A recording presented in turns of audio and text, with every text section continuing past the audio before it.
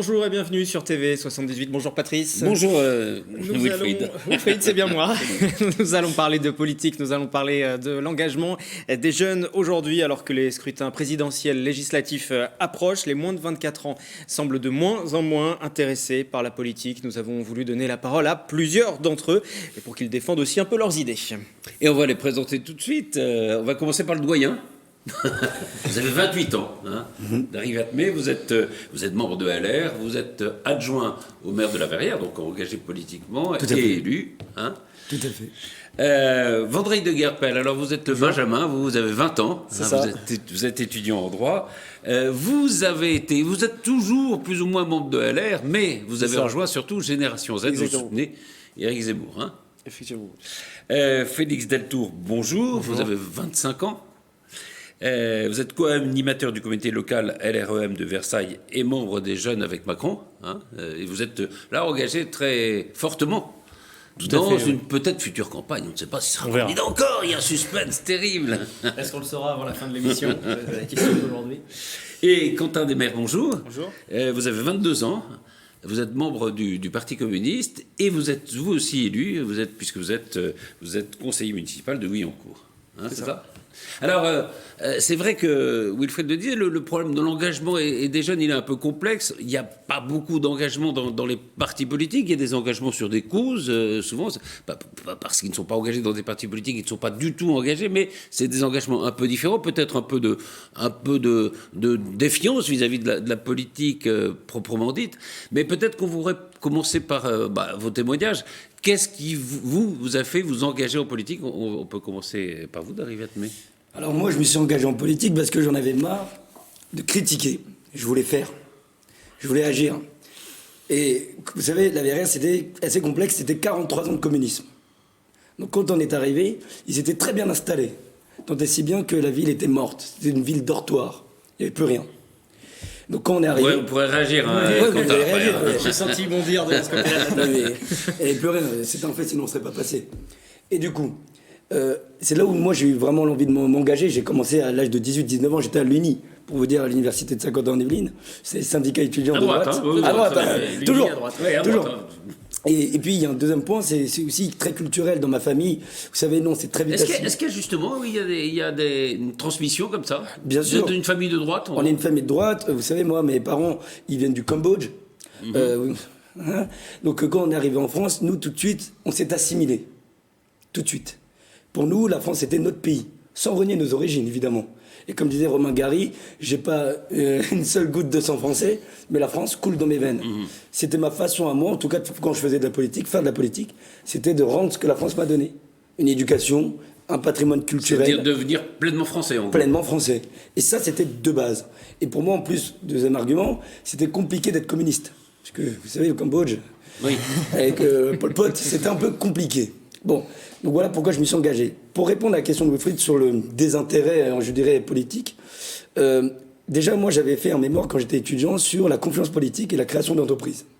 Et il y avait une étude qui m'avait marqué, qui est encore aujourd'hui valable, c'est l'étude du CEVIPOF. Vous savez, Centre d'études de Sciences Po. Sciences Po, exactement. Et qu'est-ce qu'elle dit, cette étude? Elle dit qu'en fait, la confiance politique chez, par exemple, les présidentielles ou les députés, elle est à peu près entre 28 et 30%. Et vous savez combien elle est pour les maires? Elle est beaucoup plus forte. Plus de 60%. Oui, absolument. Pourquoi? Il y a deux fonctions. Enfin, il y a les conseillers départementaux aussi qui s'en sortent bien, et les autres, c'est terrible. Exactement, Patrice, c'est en fait le local. Et moi, d'abord, je voulais agir localement. Et je pense qu'aujourd'hui, les jeunes, ils se sentent de moins en moins représentés. Et on peut comprendre aussi, pour tout un tas de raisons. Et l'engagement politique passe par la compréhension de la vie politique.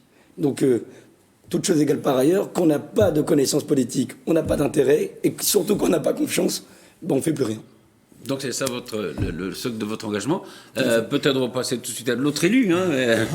Et puis, de la droite à la gauche en plus, ce serait l'occasion. Quentin Desmaires. Juste pour rebondir aussi sur ce qui a été dit, vous êtes d'une famille de droite, engagée à droite. Est-ce que c'était le cas aussi chez vous, du coup de l'autre côté à gauche? Alors moi c'est une famille où j'ai apporté la politique en m'engageant en politique. Donc, je suis le premier militant politique de ma famille. J'adhérais à 15 ans au Parti communiste. Et moi c'est vraiment la question de l'héritage historique aussi, pour la France aussi, du communisme, qui est quand même, depuis les congés payés, même toutes les luttes ouvrières dans le passé, et qui font... je suis extrêmement conscient de tous les services publics qu'on a, de toute la qualité du travail qu'on peut avoir en France, la qualité de vie qu'on peut avoir. Cette qualité-là, on l'a gagnée, en fait, on s'est battu pour l'avoir. Et j'ai voulu m'inscrire dans ce combat-là, dans ce travail-là, des Jaurès, des Torres, des Croizat, des Marchais aussi. Mais ça aurait pu être peut-être le socialisme. Enfin, le PS plutôt que le PC. Pourquoi ? Parce que le communisme, mais il y a aussi ce que disait à l'instant, il y a aussi une histoire parfois qui est un peu tragique. Alors, je rappelle, vous avez 22 ans. Le communisme à 22 ans, ça signifie quoi ? Je pense que justement, j'ai eu la chance de ne pas connaître les pays de l'Est et donc tout le problème de l'effondrement des pays socialistes. Même si je pourrais aussi répondre sur le Cambodge en disant que c'est le Vietnam communiste qui a mis fin au Khmer Rouge et ce n'est pas les pays occidentaux qui sont venus intervenir pour libérer les Cambodgiens du joug de Pol Pot. Le communisme, c'est avant tout l'envie d'émanciper les autres, c'est l'envie de travailler à faire grandir l'humanité. J'aurais pu être socialiste dans un autre pays. Il y a aussi l'héritage culturel en France que... Mais il y a des figures, par exemple, du communisme qui vous ont inspiré ? C'est pas Georges Marchais, par exemple. Ah oui, et puis même historiquement, déjà, c'est par la lecture déjà que je suis devenu communiste. Donc c'est en lisant Marx, c'est en lisant aussi Lénine et les autres grands qui écrivent bien et qui savent aussi bien décortiquer le monde, qui n'a pas tant changé que ça dans les grandes structures qui font le monde, dans l'exploitation qui domine ce monde. Et donc j'ai été marqué par toutes ces figures-là qui ont aussi changé les choses. Et ça va de Lénine aussi après, pour ses tentatives en Russie, à Sankara aussi au Burkina Faso, dans sa lutte contre l'impérialisme français. C'est plutôt à l'étranger alors. Il y a l'étranger. Non, il y a aussi en France. Maurice Thorez, je ne sais pas. Maurice Thorez aussi pour son travail. Ambroise Croizat pour la sécurité sociale.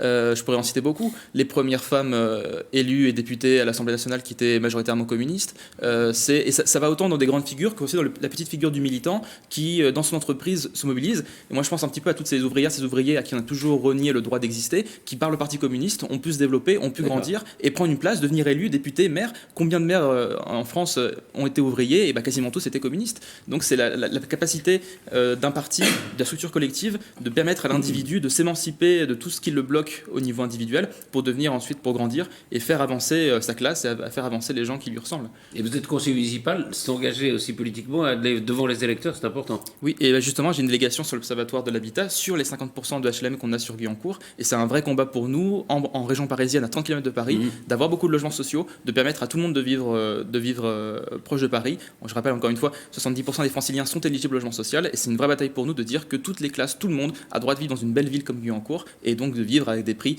pas trop élevés et donc en dehors du marché, on pourrait dire. La campagne est terminée, je vous rappelle, pour les municipales. On est toujours en campagne. On passe à Félix, Félix Zelto. Oui, alors moi, dans ma famille, pas d'engagement politique particulier avant le mien. Moi, mon engagement, il s'est créé à l'époque en 2017, entre le premier et le second tour des élections présidentielles. Un peu comme cette génération 2002 qui s'était réveillée au second tour entre Jacques Chirac et Jean-Marie Le Pen.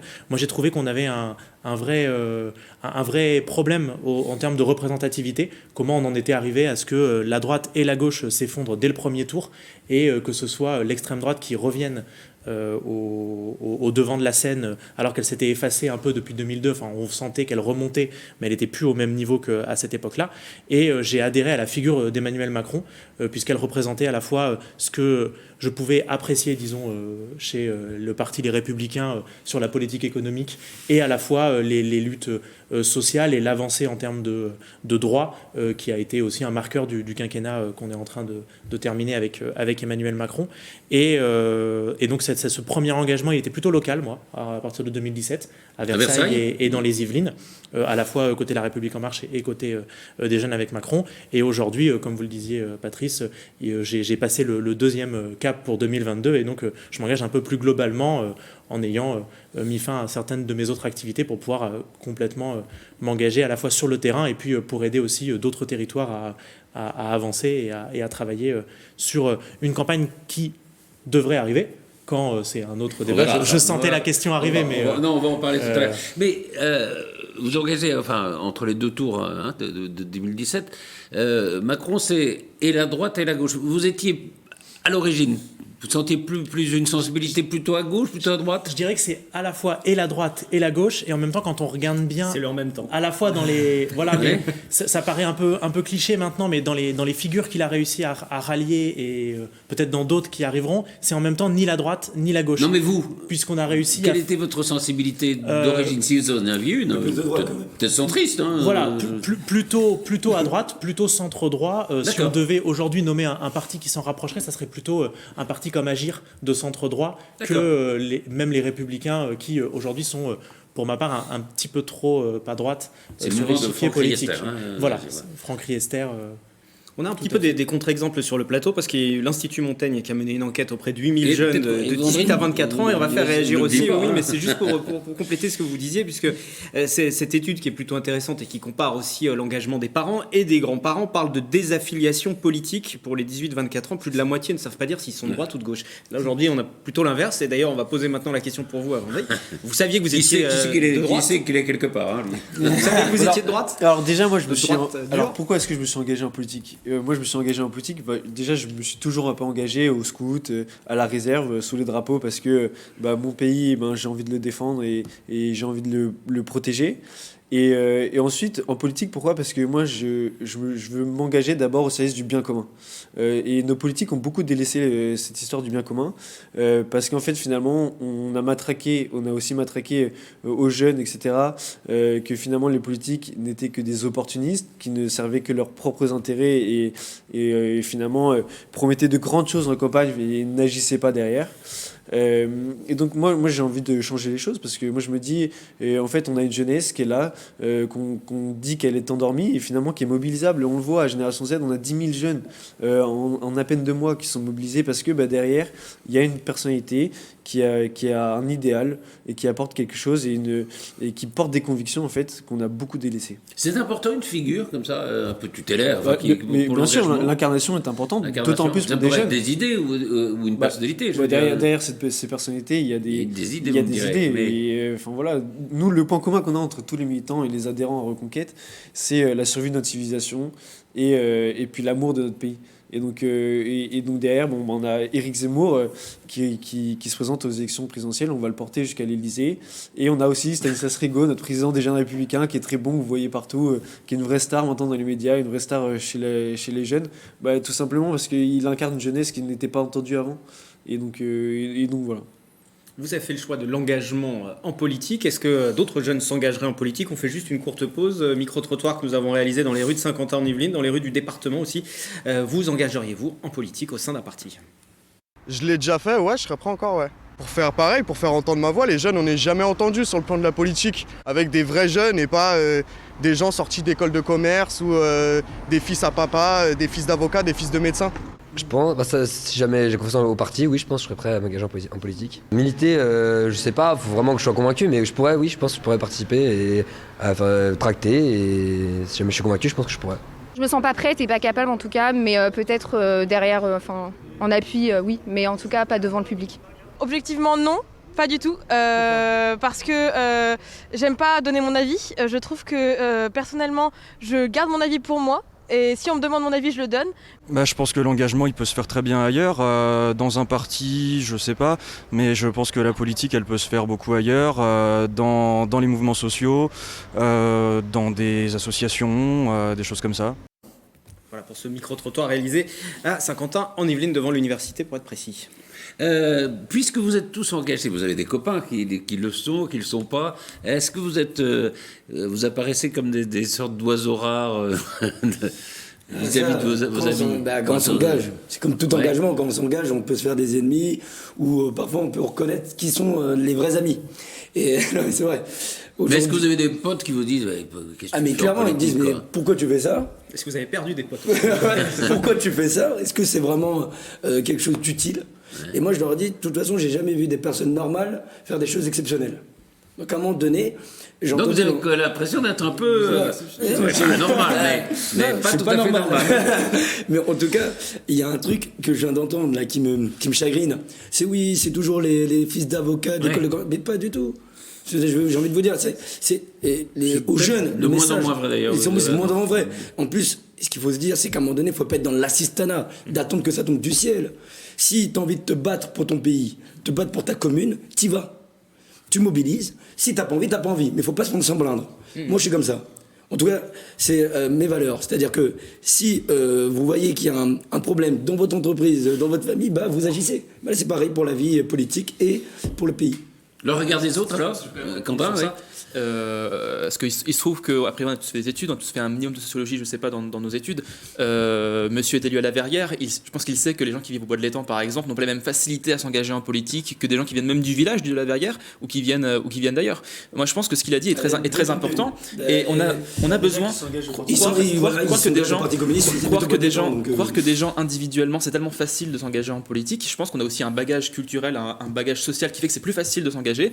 Moi, mes parents parlent bien, ils ont fait des études. Donc même s'ils font pas de politique, ils m'ont toujours appris à bien me comporter et autres. Et comme ça. Bah oui, moi je viens pas d'un milieu prolétaire dès le départ. Donc et je comprends que oui, c'est plus compliqué. Et c'est pour ça qu'il faut les structures, il faut les syndicats et les partis pour accompagner les gens. Aujourd'hui, il n'y a quasiment aucun député qui est ouvrier ou employé, alors que ces gens-là, ils pèsent un poids énorme dans la société. Et donc ça, c'est quand même un problème. C'est quand même un problème que les gens ne soient pas représentés. Et ça veut dire qu'il faut du coup des structures, des corps intermédiaires qui structurent le pays, qui structurent le débat et qui font ressortir des gens. C'est le travail qu'on essaie de faire aussi au Parti communiste et à la CGT. C'est juste un travail individuel, c'est aussi. C'est pas vrai qu'un médecin connaît la vie d'un ouvrier. Un médecin, il a aussi ses problèmes et souvent il envoie. Alors il envoie, oui, c'est vrai. Mais oui, moi aussi, je connais des médecins que j'aime beaucoup. Salvador Allende, par exemple, le Chili qui était président. Moi, je considère que quand on ne fait pas de politique, bah, la politique nous rattrape. Et donc quand on ne veut pas s'engager et qu'il y a des choses qui ne nous plaisent pas, bah, on ne peut pas s'en plaindre non plus.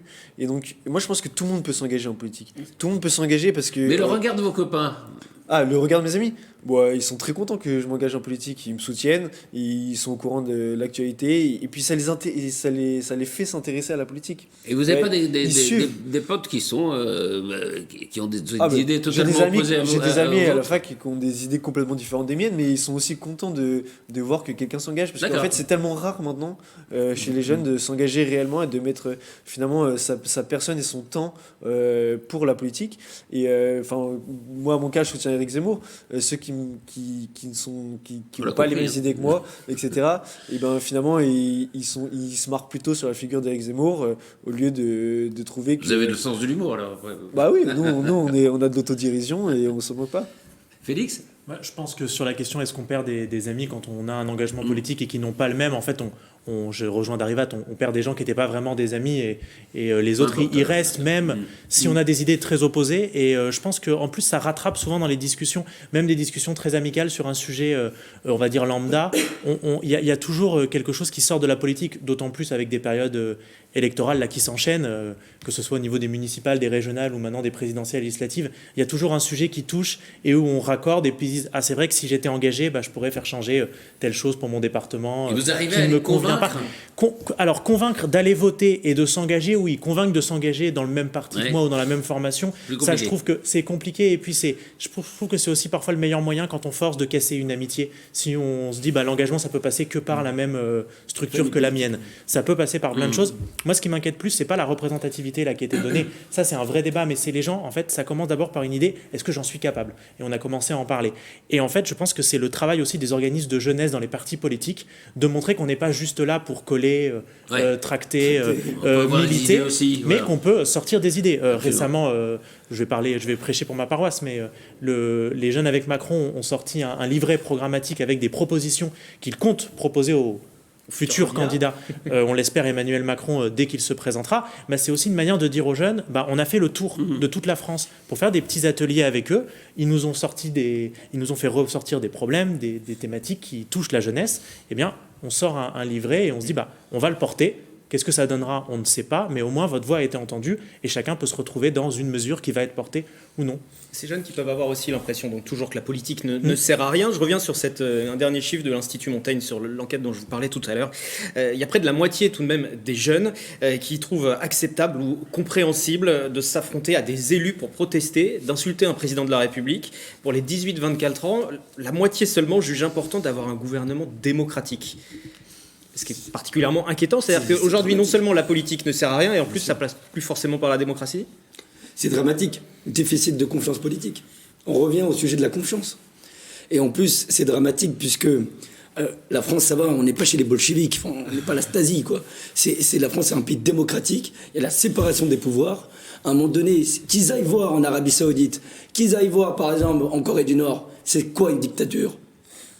Je vais vous dire, moi, je déteste qu'on critique, vraiment, mais c'est viscéral, je déteste qu'on critique notre pays en prétextant qu'il est dictatorial ou il y a un gouvernement... on l'entend, ça, beaucoup. C'est dingue, parce que je pense que ça passe par la méconnaissance de l'échelle des normes, comment fonctionne la Constitution, comment fonctionne... honnêtement, quand j'étais la semaine dernière, j'ai emmené des jeunes à l'Assemblée nationale avec mon député Philippe Benassaïa. On posait aux jeunes, savez-vous à quoi ça sert l'Assemblée nationale? Les jeunes de 15 ans quand même ne savaient pas qui est siégé à l'Assemblée nationale. C'est gravissime. Alors là, il y a un problème dans l'éducation, à l'éducation nationale, parce que normalement ça fait partie du programme aussi. Mais sûrement pourquoi, Wilfried? Parce que déficit de confiance politique, ça vient de quoi? D'une méconnaissance, je l'ai dit. Donc d'une éducation. Et l'éducation, pardonnez-moi, c'est pas que les familles, c'est l'État. Et je pense que l'État, depuis un certain nombre d'années, sur les programmes scolaires, on enseigne de moins en moins comment fonctionne l'échelle de la démocratie. Exactement. Mais c'est dramatique. Il y a un problème avec les réseaux sociaux aujourd'hui. On a vu là quand même depuis la crise des Gilets jaunes, il y a eu une espèce de starification de certaines personnalités issues des réseaux sociaux qui se sont affrontées face au gouvernement à l'époque pour les Gilets jaunes. Là, on a les anti-vax et les anti-passes sanitaires. Et en fait, faut pas oublier, nous je pense qu'on est moins touchés parce qu'on est un peu la génération au-dessus des 15-18 ans, mais ils s'abreuvent énormément avec les réseaux sociaux. Et en fait, ils n'ont une vision que parcellaire de ce qui se passe. Ils n'entendent souvent que les contestataires, parce que quand on regarde les comptes qui fonctionnent bien et qui parlent de politique, à part quelques figures qui vont essayer de rendre ça... un peu plus pédagogique, et je vois que vous présentez, vous allez nous parler d'Élysée tout à l'heure ou de certains youtubeurs. La plupart sur les réseaux sociaux qui marchent très bien en ce moment, TikTok. Oui, justement pour rebondir, puisque vous parliez d'Élysée, effectivement, vous avez aperçu en plateau un aperçu du site internet Élysée dont on voulait parler un petit peu. C'est une application qui a été lancée et qui permet justement le Tinder de la politique. Patrice, vous swipez avec le pouce. Est-ce que il y a des propositions de candidats qui sont présentées, vous prenez pas, vous ne savez pas, et au final, en fonction de vos réponses et de vos affinités, on vous dit quel serait votre candidat. Ça donne des choses des fois assez surprenantes. Pour avoir testé un peu l'application, je me suis retrouvé avec la gauche et la droite au même niveau. Voilà, donc autant Hidalgo que Valérie Pécresse et que Emmanuel Macron quasiment. Donc c'est ce qui n'a pas de sens. Mais bon, au moins c'est un premier pas vers la compréhension des programmes, etc. Mais bon, si on en est à swiper pour savoir pour qui aller voter. C'est vrai que vous aviez raison. Il y a d'abord une question d'éducation qu'il faudrait remettre au centre. Il faut traiter la cause, pas la conséquence, quoi. Je reviens à la question que posait Wilfried, c'est-à-dire sur les violences, on l'a vu, vis-à-vis des maires, il y a eu vous êtes élu, ça peut vous arriver, vous comprenez ça? Il y a parfois du désespoir, il y a parfois... Patrice, je comprends totalement. Honnêtement, quand nous on est arrivé avec Nicolas Dainville, mon maire, à la ville de la Verre et toute l'équipe, on avait fait un nouveau projet. Vous savez, le projet En Rue, au Bois des Dents, très connu dans les Yvelines en ce moment. Et évidemment, il y a eu des pour, il y a eu des contre. Il y a eu des destruction de ce quartier, de reconstruction et de relogement. Une réhabilitation qui permettrait à toute la Verrière de s'en sortir grandi.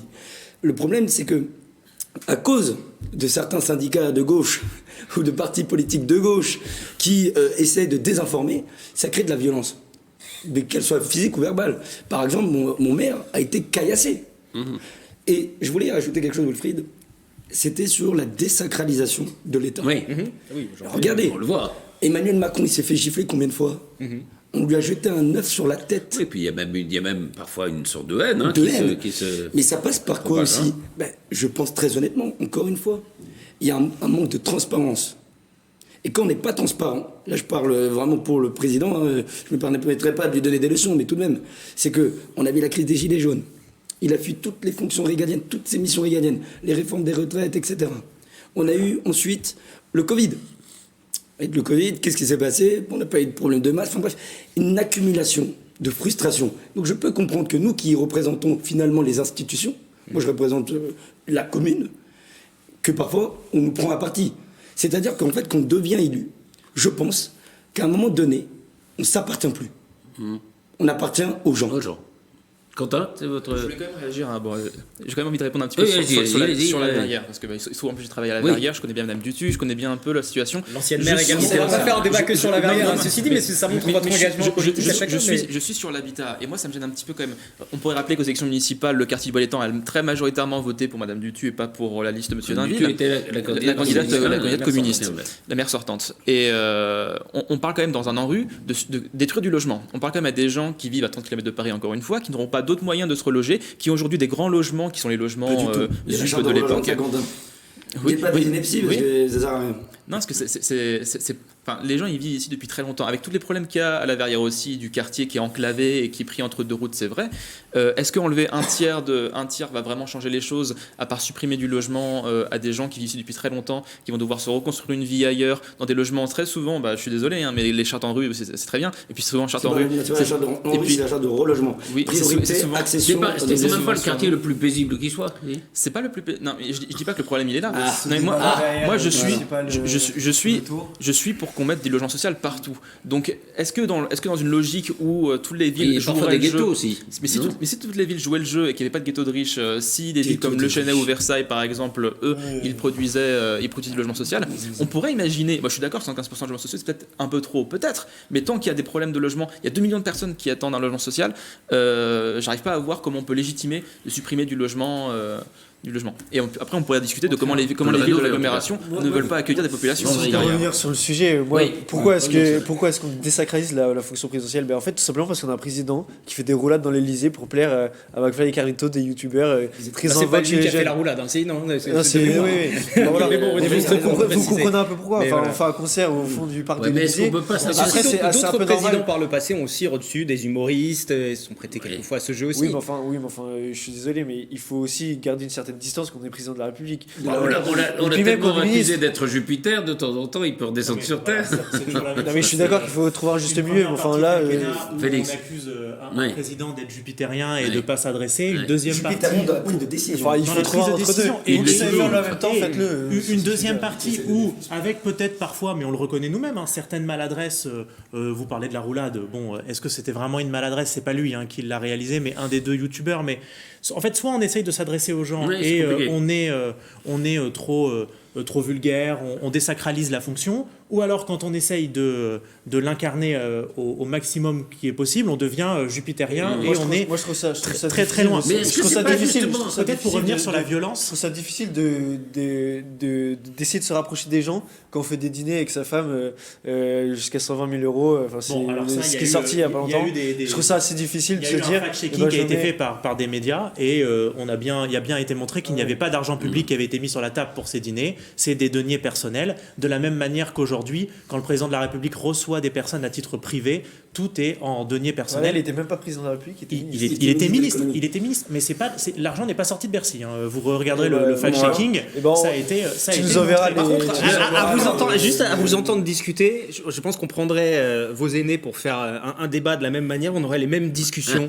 Donc qu'est-ce qui différencie le fait d'être jeune et de s'engager en politique si au final c'est pour reproduire le même genre de débat et de discussion ? Mais pour revenir sur la violence, on en parlait tout à l'heure. Pourquoi est-ce qu'il y a un niveau de violence sur les élus ? Je pense que c'est parce que comment je l'ai analysé, c'est qu'au moment de la crise des Gilets jaunes, il y a eu une habitude dans l'imagerie qui était donnée aux Français de montrer de la violence. Tous les samedis, et parce que les médias avaient un devoir d'informer, mais en fait on a montré les mêmes images aux gens d'une violence extrême contre des forces de l'ordre, parfois même contre des représentants de l'État. Il y a eu des préfectures qui ont été incendiées, et je mets la faute sur personne. Je dis juste que quand on montre plusieurs samedis d'affilée sur des mois et des mois des images de violence aux gens, et chez certaines personnes, il y a une désinhibition qui s'installe et on se dit existe aussi. Il y a aussi le rejet d'un autre côté. J'ai pas dit que c'était la faute des médias, mais il y a eu des torts dans la manière de traiter la violence.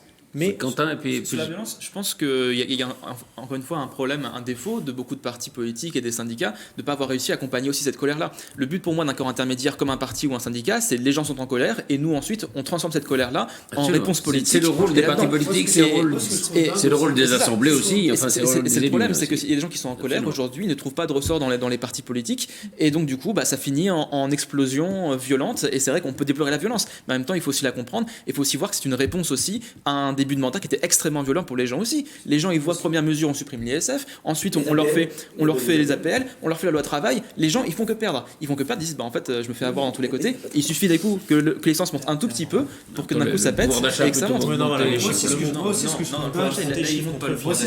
c'est quand l'extrême gauche s'attaque, il va caillasser aux abords des meetings d'Éric Zemmour.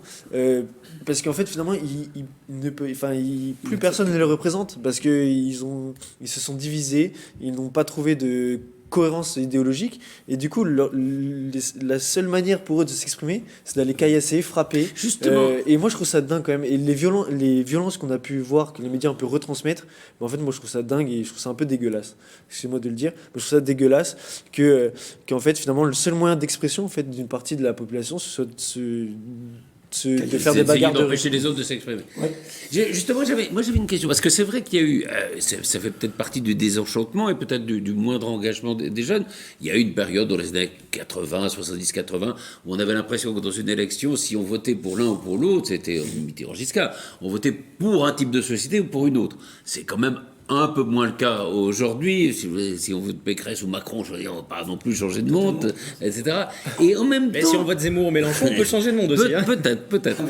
mais en même temps, il y a donc moins d'enjeux et pourtant plus de violence, comme si les choix étaient terribles. Comment vous expliquez ça? C'est pas une contradiction? Mais moi, je pense pas qu'il y ait moins d'enjeux. Moi, je pense que la France arrive à un point de non-retour. Elle a croisé des chemins.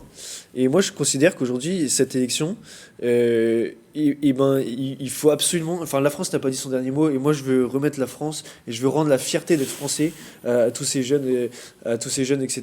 Et moi, je trouve ça dommage que... moi, je pense que la fierté d'être français? Parce que aujourd'hui, plus personne... Aujourd'hui, les jeunes, à part nous, je pense, sur cette table, beaucoup de jeunes ne se sentent plus fiers d'appartenir à la France. Et beaucoup se disent européens. Regardez, vous avez... Et pourquoi vous dites ça alors qu'on est plutôt un pays qui, en gros, plutôt pas mal? Mais si on regarde les États-Unis, ils sont bien plus fiers d'être américains que nous. C'est quoi être fier d'être français pour vous? C'est quoi votre fierté? S'engager dans les rangs, s'engager en politique. Si on était vraiment fiers de notre pays, on s'engagerait beaucoup plus. Et moi, je trouve ça dingue. Vous êtes sûr qu'aux États-Unis, il y a beaucoup d'engagement politique? Tout le monde est fier. Il y a une abstention qui est encore plus forte. D'accord, mais ça se traduit peut-être dans les armées. Tout le monde rêve, tout jeune américain rêve d'être fier d'être français, c'est s'engager dans l'armée. Pas forcément. Non, parce que c'est s'engager. Mais il y a plusieurs manières de s'engager. C'est ce que vous avez dit. Non, mais c'est pas ce que je veux dire. Il y a plusieurs manières de s'engager et l'armée fait partie aussi. Et aux États-Unis, c'est comme ça que ça se produit. Et moi, je trouve que la France mérite beaucoup mieux que des guerres de chapelle quand la cathédrale s'effondre. Ça, on est d'accord. Je pense qu'il faut... les médias, encore une fois, ont joué un rôle assez néfaste, notamment, je pense à CNews, par exemple. Je pense que... Enfin, je ne connais personne qui ne soit pas fier d'être français. Et en plus, dans ma délégation, je rencontre quand même beaucoup de gens dans l'HLM et autres. Les gens sont fiers d'être ce qu'ils sont. Ils sont fiers d'être... Vous avez eu le sondage sur les 15-25, si on leur posait la question, notamment sur la loi religieuse, on leur pose la question, entre la loi française et la loi de votre religion, quel est le plus important? Vous savez ce qu'ils répondent? La loi de la religion. Donc, question très simple. Vous pensez vraiment que dans notre pays, les jeunes, ils sont tous fiers d'être français? Je dis pas qu'ils sont tous fiers. Je dis même pas dire vive la France sur un plateau télé, moi je trouve ça dingue. Je dis que globalement, si les Français sont fiers d'être français. Empêche de dire vive la France. Madame Obono n'a pas réussi à dire vive la France sur un plateau télé. Elle est la France insoumise, ça se rapproche pas mal. La France insoumise, voilà. C'est pareil, idéologiquement c'est pareil. Non mais vous prenez des personnalités individuelles comme ça. Enfin, nous on dit vive la France, il n'y a pas de problème. Le drapeau bleu blanc rouge. Oui, à partir de ce moment-là, ça désacralise encore. C'est pas mon groupe, je suis pas responsable. Donc si vous voulez faire la différence, on a deux groupes différents. C'est un corpus idéologique. Quand vous êtes présenté, vous étiez plus fier de votre parti communiste que de la France. La France, c'est 2000 ans d'histoire, c'est pas Karl Marx. Il n'a pas dit ça. C'est quand même une méconnaissance historique de l'histoire du mouvement ouvrier français, c'est quand même assez incroyable. Évidemment, le drapeau rouge a toujours été le drapeau bleu, blanc, rouge, mais nous on n'est pas des nationalistes, on aime la France comme on aime la France, mais elle est aussi accueillante. Je ne suis pas non plus, mais je suis très fier d'être français, vous savez. Et vous avez un candidat pour le coup qui a fait d'ailleurs un grand buzz. Venir nous reprocher qu'on n'aimerait pas la France, c'est quand même une chose, c'est lamentable, moi je trouve. Mais bon. Non, je dis juste que les problèmes, ce que dit Vendry, pour le coup, il a peut-être pas tort, c'est qu'au niveau de la jeunesse, il y a ce sentiment de la fierté française est de moins en moins présente, d'où le désengagement politique, d'où le désintérêt politique. C'est tout ce qu'on dit. Tout dépend. Mais il pourrait y avoir la fierté d'être européen, par exemple. C'est important aussi, non? L'Europe est un système. L'Union européenne est un système, évidemment, qui garantit la paix et nos échanges économiques. C'est un système. La France est une nation, exactement. La France est une nation. c'est des frontières, c'est une histoire. Tout est différent. Une culture commune. Exactement. Et comme disait Paul Valéry, la France, c'est quoi? J'appelle toute terre française, celle qui a été christianisée, romanisée, sous la discipline des Grecs. Paul Valéry. Ça, c'est l'identité de la France. Et aujourd'hui, cette identité-là, elle a été altérée par plusieurs choses. Je vais vous donner un exemple. Je vais vous donner un exemple. Si on prend par exemple le sujet, par exemple, Valérie Pécresse, là, c'est d'engager justement sur l'immigration de masse. Aujourd'hui, quand on voit l'immigration de l'époque de mes parents, on fuit donc la guerre, réfugiés politiques, nous arrivons en France, on embrasse la culture de la France et on s'adapte à la culture française. Vers les années 80-90, il y a eu vous savez, le regroupement familial, etc. Et c'est un peu venez comme vous êtes. 75. Venez comme vous êtes.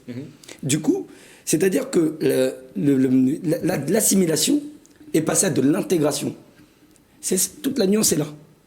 C'est-à-dire que nous, on ne demande pas aux personnes qui viennent dans notre territoire de renier leurs origines. Pas du tout, regardez, je suis très fier d'être cambodgien d'origine, mais je reste avant tout français.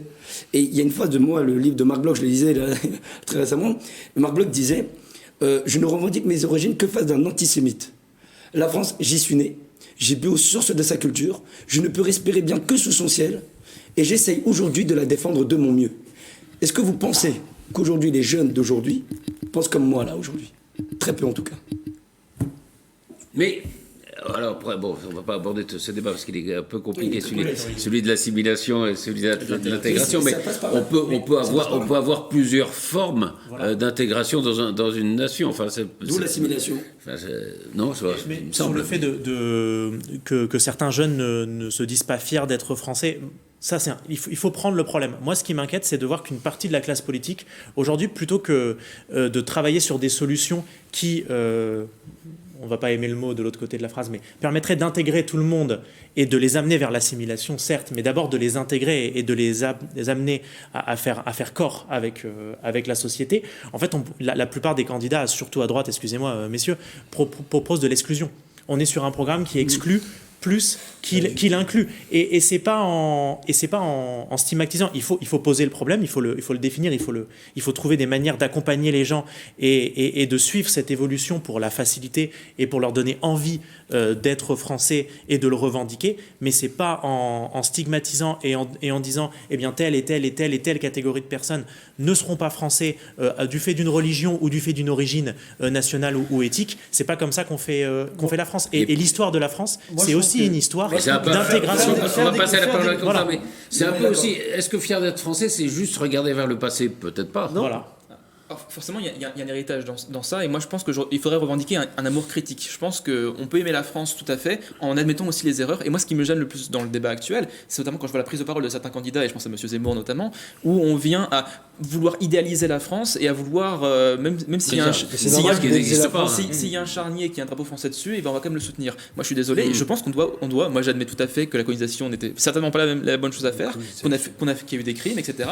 Et je pense qu'il y a une partie de la classe politique qui refuse d'accepter que la France n'a pas toujours fait les bonnes décisions et que l'État français c'est pas la France aussi. Et que l'État français fait des choix. Et que moi j'aime mon pays, je sais où je vis, j'aime le système politique dans lequel on reconnaître les erreurs aussi. Et on est très éthique là-dessus. Sur par exemple le génocide du Rwanda, etc. Excusez-moi, la France. Encore une fois, la France est très exemplaire là-dessus. Allez demander, par exemple, à d'autres pays qui, eux, ont colonisé. Je pense, par exemple, vous savez, au Sénégal, par exemple, il y avait des Peuls contre des Wolofs, etc. On leur a jamais demandé de s'excuser. Bon, voilà, je pense que la France, ça doit être aussi. Là, c'est sûr. On est en France, on va pas débattre de si le Sénégal reconnaît ses. Non, mais c'est pour ça que je dis que. Faut arrêter de s'excuser sur notre histoire aussi, il faut être fier. Et moi, je pense qu'aujourd'hui, ce qu'on a beaucoup délaissé. On n'est pas forcé d'être fier de tout. Oui, voilà. Bah non, mais on peut être fier d'être français. Moi, je suis fier d'être français. Ne veut pas dire. Et ces racines-là, je les puise dans le passé pour que l'avenir soit meilleur. Connaître et faire connaître l'histoire de la France, oui. Maintenant, alors peut-être que le terme idéalisé était un peu fort, mais aujourd'hui on le voit et des historiens ont travaillé dessus. Il y a un petit livre qui est paru récemment, je me souviens plus du nom, mais vous le retrouverez certainement, qui permet justement de voir que chez certains candidats, il y a quand même des erreurs. Alors, pas forcément des erreurs sur tout ce qui est dit, mais en tout cas une manière de réécrire l'histoire, en tout cas de l'interpréter d'une certaine manière, qui la rend un peu fausse. On va pas dire complètement fausse, il y a des vérités. Mais il y a une Et qui peut aboutir à des excuses pour Pétain, etc., pour le féminisme, etc. On va pas nous ressortir non, le Pétain, parce que les candidats, ils sont commencés, les plus essayistes. C'est une des thèses d'Éric Zemmour. C'est-à-dire que si on critique Pétain, après, on ne peut pas aller jusqu'au bout de son discours. Quand il était ici, aujourd'hui, il est candidat, voilà. Non, mais je veux dire, ça fait partie des choses. Il va nous rester un quart d'heure d'émission. Parlons de la présidentielle à proprement parler, peut-être aussi, avant de relancer cette discussion. Nouveau micro-trottoir, nous sommes allés vous poser la question, auprès des plus jeunes, bien sûr. Allez-vous voter pour la présidentielle? Pour certains, ce sera la première fois qu'ils vont pouvoir voter à cette élection. Ouais, moi c'est sûr je vais aller voter. Parce que déjà je pense que c'est un devoir citoyen d'aller voter et c'est une manière de faire entendre ma parole. Et puis je veux surtout pas laisser passer des candidats comme Zemmour ou Le Pen. Oui, je vais voter au présidentiel parce que je trouve que c'est quand même assez grave ce qui se passe en ce moment, notamment avec les nouvelles réformes. Je pense qu'actuellement il n'y a personne qui pourrait nous représenter. Je fais pas du tout confiance aux partis politiques, mais on essaie de choisir le moins pire. On est des femmes et qu'il y a des femmes qui se sont battues pour ce droit et qu'il faut respecter ce droit. Et la France, elle n'était pas très française. Du coup, ouais, bien sûr que oui, on va voter. Il y a trop de femmes qui se sont battues pour qu'on vote, bien sûr qu'on va voter. Je sais pas encore, c'est pas sûr, ça dépendra des candidats. On a toujours les mêmes discours fascisants qu'on entend toute la journée en boucle, et que ça ferait du bien d'avoir d'autres discours et que la gauche puisse faire un peu contrepoids là-dessus. C'est compliqué parce que maintenant les gens qui font de la politique sont très controversés. Je sais pas trop, j'aime pas trop la politique. Je vais essayer de peut-être voter blanc, parce que c'est un peu compliqué en ce moment. Il n'y a pas d'adhésion envers un candidat, c'est souvent du rejet qui s'exprime aussi. Il faut aller voter parce qu'il faut faire barrage à un tel, il faut faire barrage à un tel.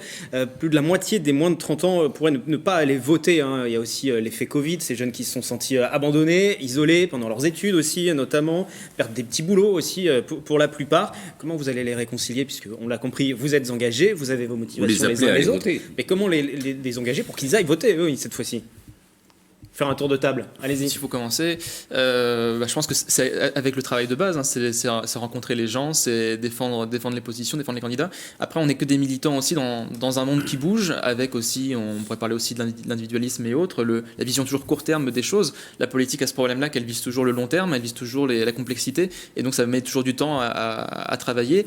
On a un travail de fourmi, on est des militants, on est sur le terrain au plus bas, et donc moi je crois que c'est par le nombre qu'on peut gagner, et donc c'est en étant très nombreux à faire ce petit travail-là qu'on peut réussir à mobiliser les gens. Ceci dit, je vais repasser la parole après, mais sur les différents candidats, chacun fait des propositions pour les plus jeunes, et c'est souvent de l'argent aussi. Vous parlez du long terme, mais on cherche quelquefois aussi court terme pour récupérer des voix, parce que du côté de Fabien Roussel, c'est un revenu étudiant 850 €. Pour Valérie Pécresse, c'est le revenu jeune actif 670 €. Pour les jeunes avec Macron, vous parliez tout à l'heure du petit livre que vous aviez recueilli des différentes propositions. C'était que chaque jeune dispose d'un montant minimum pour vivre dignement, avec une aide accordée aussi. Voilà, donc on promet de l'argent aussi aux jeunes pour les faire voter. Mais là, il n'y a qu'un montant. Là. Je crois qu'il n'y a pas de montant. Je sais pas si, il y a un montant. J'allais le dire. Enfin, allez-y. Le président de la République actuellement a signé un texte de loi qui va rentrer en vigueur en mars et qui va permettre le contrat d'engagement pour les jeunes, et qui va permettre pour des jeunes qui auraient pu avoir le droit à certains minimums sociaux mais qui ne sont pas accessibles puisqu'ils ont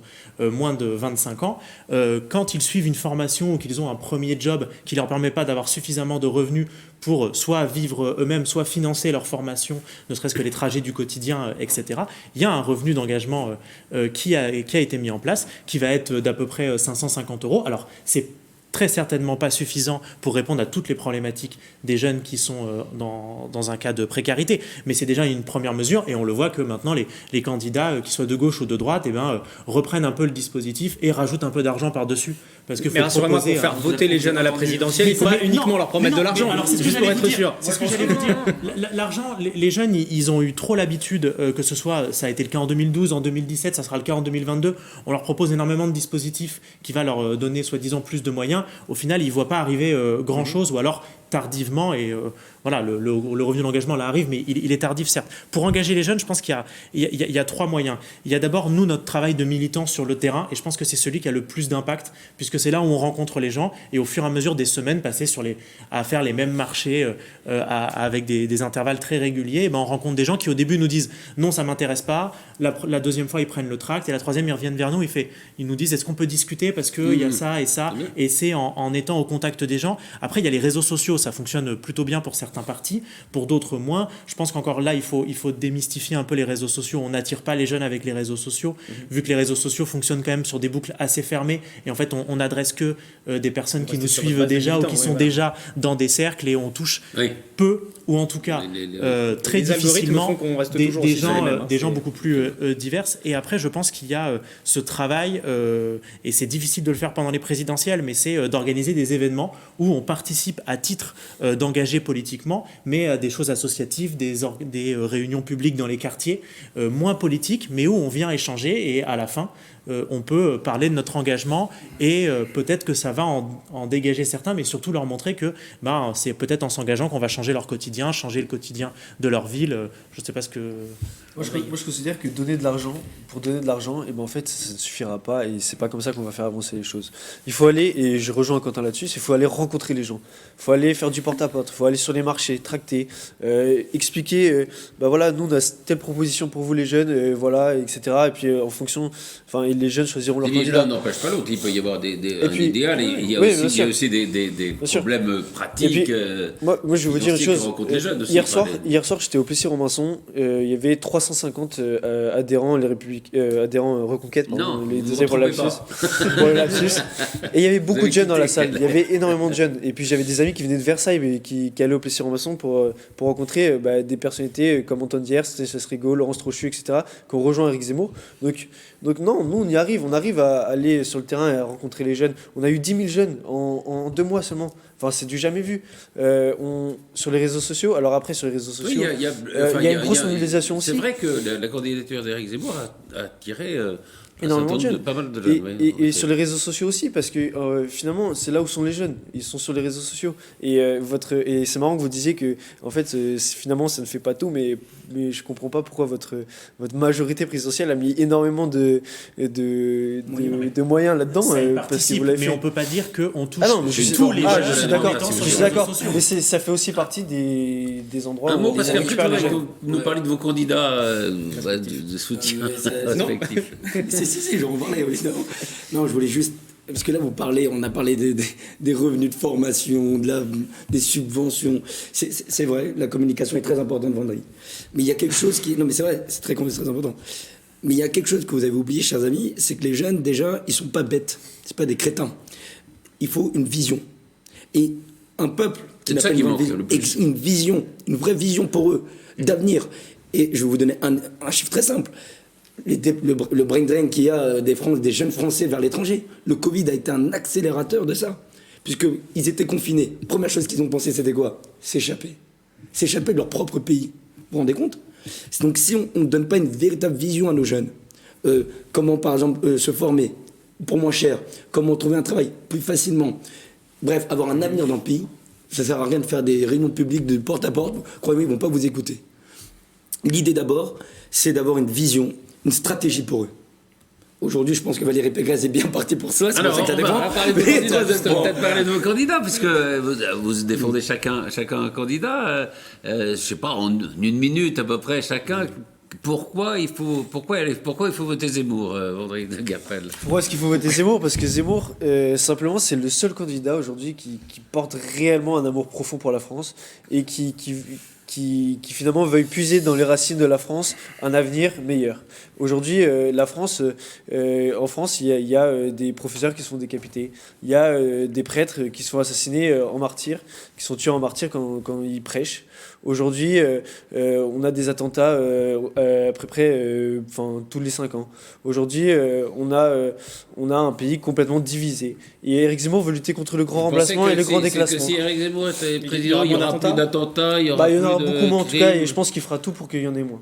Et aujourd'hui, Éric Zemmour... Ceci dit, excusez-moi, je me permets juste de rebondir, ça voudrait dire, ce que vous dites, que les autres font rien pour qu'il y en ait moins. Hein. Il faut pas tout à fait le cas, j'imagine, j'ose espérer. En tout cas, je pense qu'ils ne mettent pas assez les moyens, et je pense qu'ils ne mettent pas assez les moyens. Quel que soit le candidat président en exercice, il y a quelqu'un qui fasse quelque chose pour qu'il y en ait plus ou qu'il fasse rien pour qu'il y en ait moins. En tout cas, je pense qu'ils ne mettent pas tous les moyens à disposition pour qu'il y en ait moins. Donc voilà. Et aujourd'hui, quand on aime la France, quand on aime notre civilisation, quand on aime notre culture, et on vote Éric Zemmour parce que. Valérie Pécresse. Non, Éric Zemmour. Vous alors non, si on n'aime pas la France. Et si on est de droite, on vote surtout Éric Zemmour. Alors, moi, déjà, Vendredi, Félix, honnêtement, moi, je pense que vous avez le droit de vous engager et heureusement de continuer. Je pense que pourquoi Valérie Pécresse est la meilleure des candidates, c'est pas parce que c'est une femme. Ça, je déteste qu'on dise oui, c'est une femme, il faut voter pour elle. Non, c'est pas du tout ça l'argument.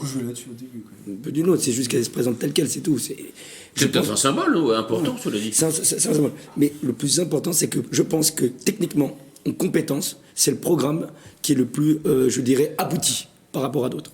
D'autre part, au niveau de la jeunesse que je représente aussi, je pense qu'elle a tout de suite compris que la clé de voûte pour que les jeunes puissent s'en sortir, c'était la formation et l'apprentissage. À la région d'Île-de-France, elle a été exceptionnelle, rien que sur la gestion budgétaire.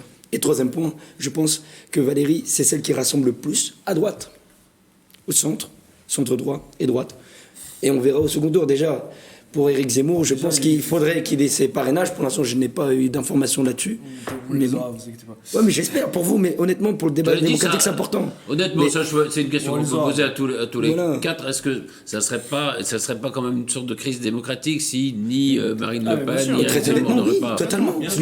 Moi, j'aimerais que Éric Zemmour ou Marine Le Pen ont été faites par différents états-majors de partis qui ont déjà leur signature. Le modem notamment a réservé un certain nombre de signatures. Qui a dit que s'il fallait apporter pour que chacun des candidats puisse être à la fin sur la ligne de départ en mars, il le ferait. On parle du MoDem qui a annoncé que s'il fallait, ils apporteraient une partie de parrainage. Le MoDem, c'est le matin à gauche, le soir à droite. C'est pas comme ça qu'on c'est démocratique. Non, là on parle des parrainages. Ça serait parrainage, oui. Nous on est à plus de 900. On est devant vous. Non, mais le MoDem a annoncé qu'il gardait un matelas de parrainage au cas où des candidats ne les auraient pas.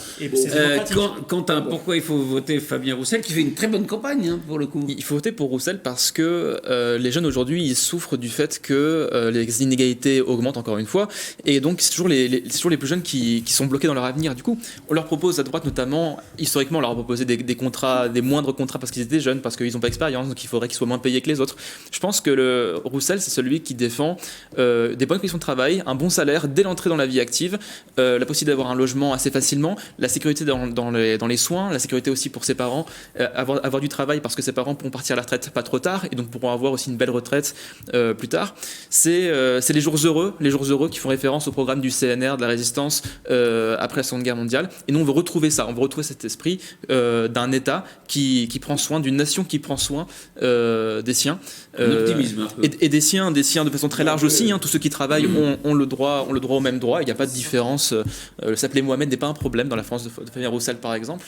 Et au moins, on construit collectivement. On construit un avenir collectivement, un meilleur avenir, en croyant au pouvoir public, en croyant au service public, en croyant en la force du collectif et au fait que c'est le travail qui doit payer et pas l'héritage et pas les héritiers comme le fait la droite et comme on l'a vu dans les propositions sur les héritages notamment par Mme Pécresse. Mais on sait qu'ils votent pour Mme Pécresse, donc c'est normal. Et là on voit la logique d'intérêt et c'est important aussi de le rappeler pour les jeunes. On défend ses intérêts aussi et donc c'est important de dire aux jeunes défendez vos intérêts. Vous allez vivre par votre travail, défendez le camp du travail, ne défendez pas le camp de ceux qui possèdent les moyens de production, qui possèdent le capital. Quand on est riche, on est déjà riche. Quand on voit les propositions de Mme Pécresse par exemple, et Zemmour qui essaie de faire la grande fusion, mais au final on sait très bien qu'est-ce qu'il défend. Finalement en termes économiques les trois candidats sont très très proches, ils défendent la même chose et s'ils veulent vraiment autre chose, s'ils veulent autre chose, la nationalisation d'EDF, la renationalisation de la SNCF, les services publics partout, les hôpitaux partout, oui, c'est de faire que tous les territoires, lutter contre la métropolisation en mettant des services publics, il faut laisser la parole à Félix Zeltour. Pourquoi il faut réélire Emmanuel Macron alors, j'irai pas jusque-là, puisque aujourd'hui, il n'est pas candidat. Oui, et je pense ne pas me tromper en vous disant qu'il n'y a pas eu d'annonce pendant nos 45 minutes. Pourquoi faudrait-il ? Je pense qu'aujourd'hui, si on doit s'adresser aux jeunes dans cette élection présidentielle, pour qu'ils puissent trouver le candidat qui les représente mieux, je pense qu'il faut les inviter à regarder un peu ce qui s'est fait depuis 5 ans.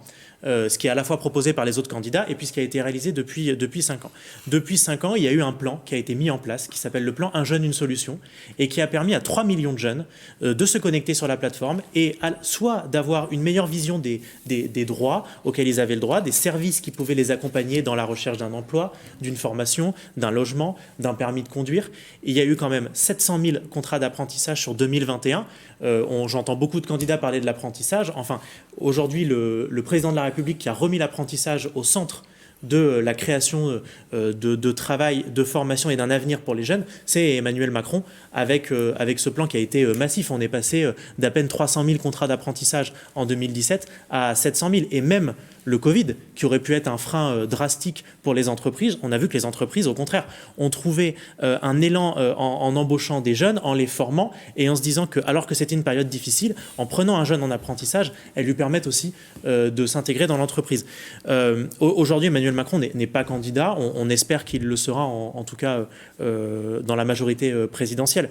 Mais je pense qu'il y a beaucoup de propositions qui vont arriver pour les jeunes, celles qui ont déjà été mises en place, celles qu'on peut défendre avec les jeunes avec Macron, que ce soit pour la gratuité des protections pour toutes dans les universités, mais aussi pour les jeunes actifs jusqu'à un certain âge, parce qu'on sait que ça représente un coût, la lutte contre certaines maladies qui touchent notamment les femmes, si on parle de l'endométriose, mais c'est aussi peut-être une vision avant tout de l'émancipation.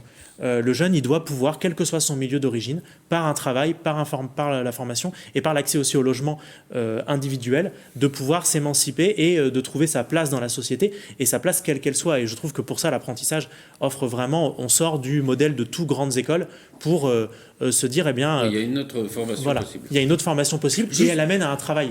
C'est ça qui est important. Juste un mot, je voudrais juste avoir votre réaction. Il y a eu l'entrevue entre Emmanuel Macron et Vladimir Poutine. Avec la table de 6 mètres de, 10 mètres de long. Oui, enfin 6 heures. Avec Poutine qui dit il m'a torturé pendant 6 heures. Est-ce que là il y a une incarnation quand même. Est-ce que vous voyez vos candidats à la place d'Emmanuel Macron dans ce genre d'exercice? Évidemment. Oui. D'ailleurs, j'ai vu à la télé Valérie qui parlait en russe. J'ai trouvé ça incroyable. Elle parle russe. Elle parle russe, elle fait des études là-bas, mais j'ai trouvé d'une exemplarité. Voilà, on voit bien qu'elle a la stature d'une présidente.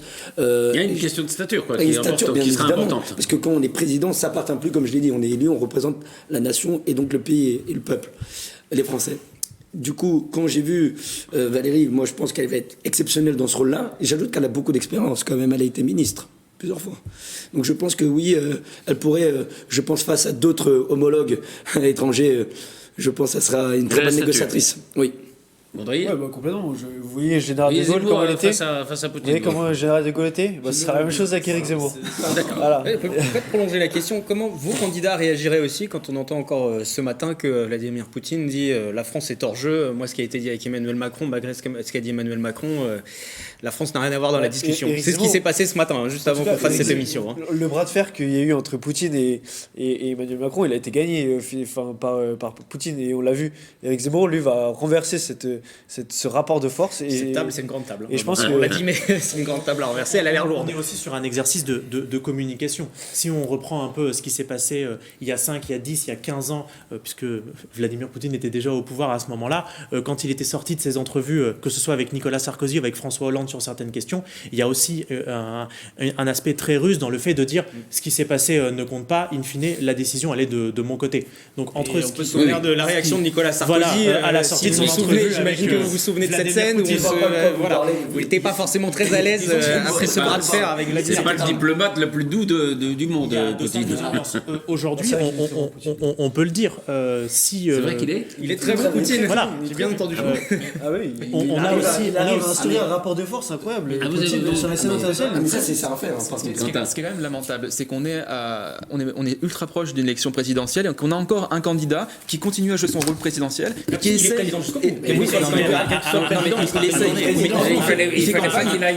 il fait campagne en voulant paraître, en voulant dire je suis le président, je vais résoudre le problème. Attendez, on lui aurait reproché aussi si la veille de son départ à Moscou, il avait annoncé moi, candidat de la République, vous verrez, candidat à la présidence de la République, je vais régler en 24 heures avec Poutine et je vais revenir et ça sera parfait. Non, là, il y a une stature de président de la République et alors, il est vrai que ça peut frustrer certaines personnes qui ne soient pas encore candidats. Aujourd'hui, je mets au défi n'importe quel président de la République à sa place de se dire c'est un bon timing, en pleine négociation avec la Russie et l'Ukraine, d'être en même temps candidat. Quand on est candidat, il faut qu'on ait... alors, la crise ne sera pas réglée dans une semaine, dans 15 jours, dans 3 semaines. Mais au moins, il fait là les rendez-vous qui sont importants, qui peuvent marquer, si pas une sortie de la crise, en tout cas une désescalade dans le conflit. Et je ne suis pas sûr que s'il était en même temps en train de courir après un meeting ou après une élection, il pourrait le faire aussi bien. Pour un président pro-européen, il aurait pu laisser le leadership à l'Union européenne pour négocier. Il a préféré prendre le leadership. Attendez, c'est aussi personne n'en voulait de ce leadership. Il y a ça aussi comme problème en Europe. Personne ne voulait aller affronter la crise et porter le sujet. On va pas lancer le débat, si vous êtes d'accord, ce que je vous propose, c'est qu'on peut se retrouver peut-être dans un mois. Et une fois que le candidat sera déclaré. Quand les candidats seront déclarés, donc ça serait intéressant de refaire. Et que les parrainages seront officialisés, on aura l'occasion de continuer cette discussion. Merci beaucoup Patrice, merci à nos 4 invités d'être venus parler donc de politique, l'engagement des jeunes en politique, c'était le thème de notre émission aujourd'hui.